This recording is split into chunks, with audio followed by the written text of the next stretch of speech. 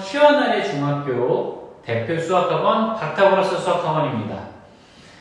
2023년도 6월 29일 이번에 3학년 1학기 첫 기말고사를 시작으로 처음 수학 시험이 열렸습니다. 네, 많이들 어떻게 시험에 나올지 굉장히 궁금했고 여러가지 에피소드가 있어요. 이번에 학교 시험에 대해서 과목별로 좀 여러가지 얘기들이 있기는 한데 뭐 그 얘기는 제쳐두고 일단 기초 분석만 오늘 좀 진행을 하도록 하겠습니다.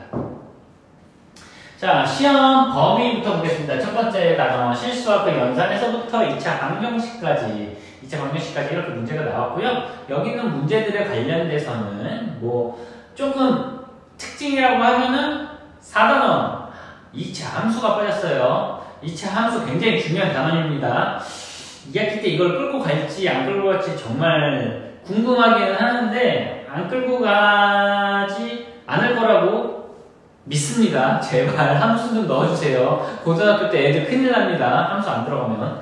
자, 그래서 어쨌든 2차 방정식까지 나오기 때문에 일단 단원이 적어지기 때문에 조금 어렵게 나올 거라고는 예상을 했지만 이 단원에서는 솔직히 어렵게 문제를 내기가 쉽지가 않아요. 그래서 그렇게 어렵게 안 되겠지 했는데 생각보다 더 어렵게 됐어요.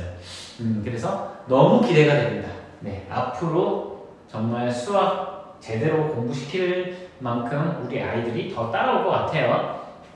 자, 간단하게 그럼 단원이랑 난이도 한번 분석을 한번 해보겠습니다. 첫 번째 실수와 그 연산에서 첫 번째 개요분과 실수 같은 경우는 제요분과 실수에서는 그렇게 어려운 문제가 나오진 않았고요. 그냥 기본적인 개념들을 정확하게 알고 있느냐 그런 문제들이 나왔습니다. 그래서 난이도 하 4개를 줬고요.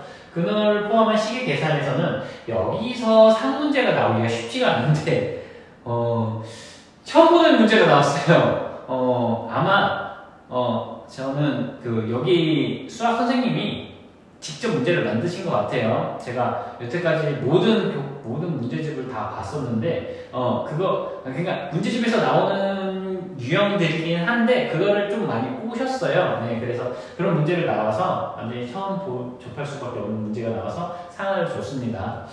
이거 굉장히 어려웠었어요. 근데 저희 학원 애들은 거의 반 이상은 이거 다 맞췄습니다.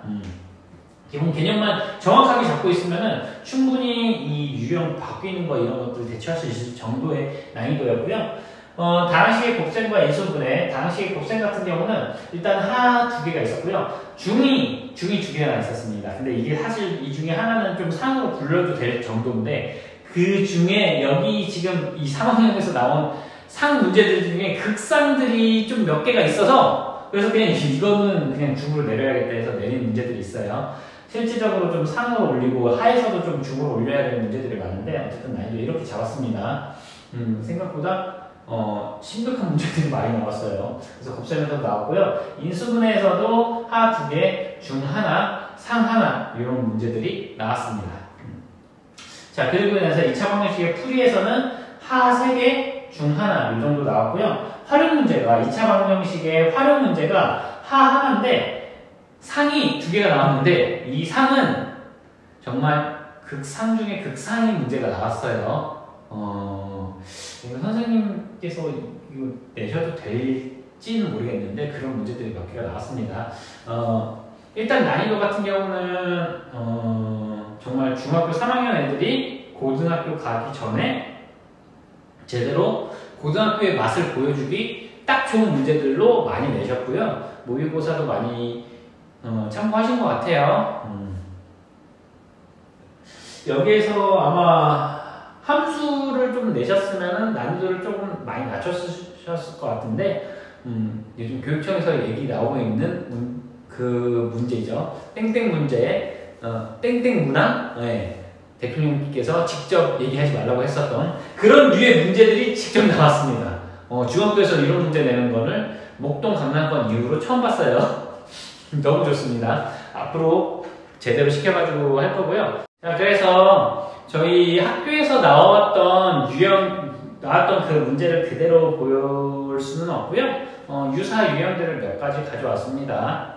일단은 첫 번째 나온 것들은 이런 문제가 나왔어요. 이런 류의 문제가. 자, 그래서 일단 첫 번째로 이런 문제에서 원하는 거는 1번 피타고라스의 정리를 정확하게 알고 있느냐.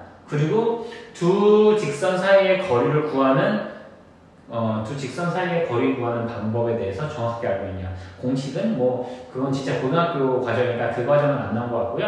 그 중학교 과정 안에서 요 유형의 문제를 여태까지 제가 본 적 없는 특이한 유형으로 제가 봤을 때 아마 직접 만드신 것 같아요.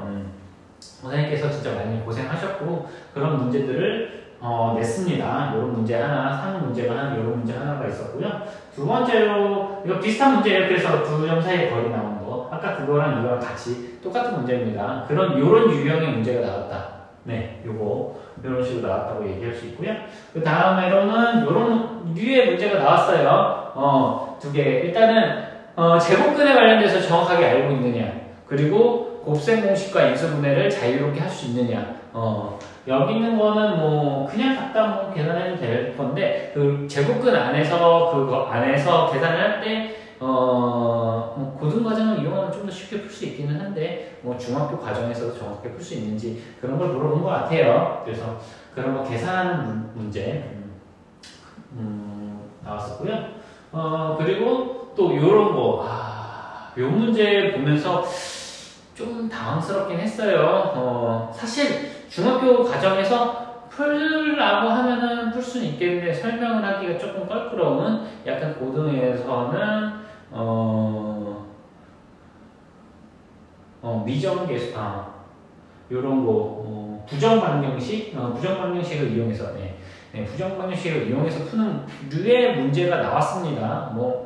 근데 좋은 것 같아요. 뭐 중학교에서 충분히 풀 수 있는 문제이기는 한데 학생들 이런 문제 본 적 없을 겁니다. 그래서 앞으로도 열심히 공부하도록 만드는 그런 문제였고요.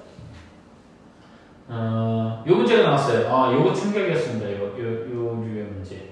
요 류의 문제가 있었고 이거 다음에 문제가 진짜 더 충격이었는데 그 문제는 찾을 수가 없습니다. 시중에 있는 문제가 아니에요. 절대 없습니다.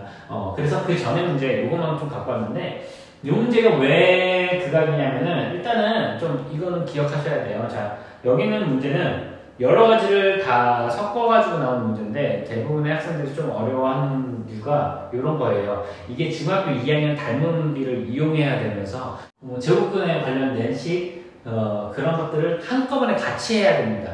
그래서 2학년 때 내용들을 까먹었거나 그거를 잊어버린 친구들은 못 푸는 문제가 나왔어요. 그래서 그 문제 관련돼서 나왔기 때문에 저는 좀 충격이었습니다. 이거 사실 그 시흥에서 시흥을 비하하려고 하는 얘기는 아닌데 시흥에서 이런 류의 시험 문제를 내는 분은 못 봤거든요. 이거 목동에서 제가 학원 강사할 때 그때 많이 봤었던 문제들인데 이런 문제를 내주셨더라고요. 그리고 나서 그리고 다음 문제가 마지막 문제인데 그 마지막 문제는 제가 고등학교 문제집까지 찾아봤는데 이거 관련 유사 문제는 없어가지고 일단은 뺐고요. 학교에서 학생들한테 원하는 거는 정확하게 보여주는 것 같아요. 정말 열심히 공부해라. 너네 고등학교 가면은 정말 시험 문제 어렵다. 지금 정신 차려라. 정신 똑바로 차리고 공부해라. 라는 얘기를 하고 싶은 것 같아요. 그래서 일단 수학 문제도 좀 많이 어려웠지만 다른 과목 중에도 어려웠던 문제가 있죠. 조금이라도 관심이 있으신 어머님께서는 더 잘 아실 거라서 따로 말씀은 안 드리겠습니다.